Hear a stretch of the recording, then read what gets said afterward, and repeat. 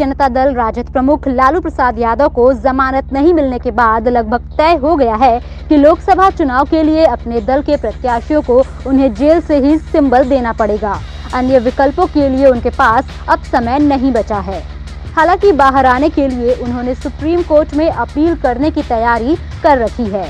राजद विपक्षी दलों का महागठबंधन बना भारतीय जनता पार्टी, जनता दल यूनाइटेड व लोक जनशक्ति पार्टी के खिलाफ बिहार में लोकसभा चुनाव की तैयारी कर रहा है।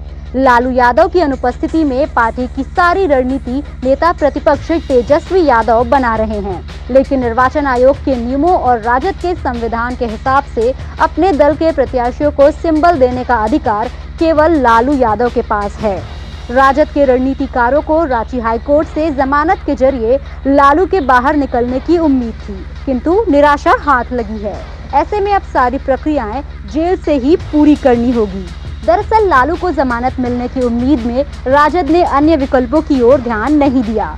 राजद के संविधान के मुताबिक उसके पास अन्य विकल्प भी मौजूद थे।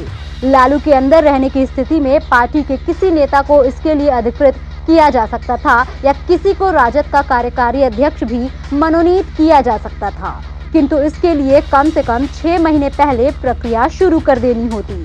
जाहिर है प्रत्याशियों को सिंबल देने के लिहाज से दोनों विकल्पों के लिए अब समय बीत गया है। अब अगर किसी को कार्यकारी अध्यक्ष मनोनीत किया जाएगा तो वह पार्टी का अन्य काम तो देख सकता है, लेकिन चुनाव की प्रक्रिया से उसे दूर रहना होगा।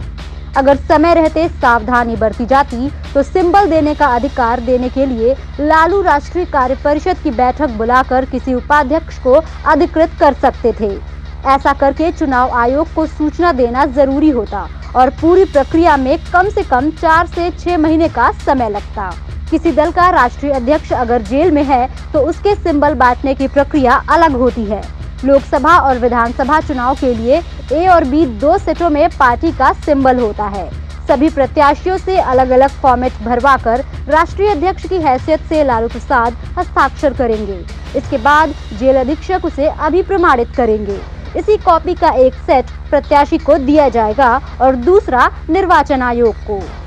अगर आपको हमारा वीडियो पसंद आया हो तो इसे लाइक करें, सब्सक्राइब करें और बेल आइकन दबाना न भूलें।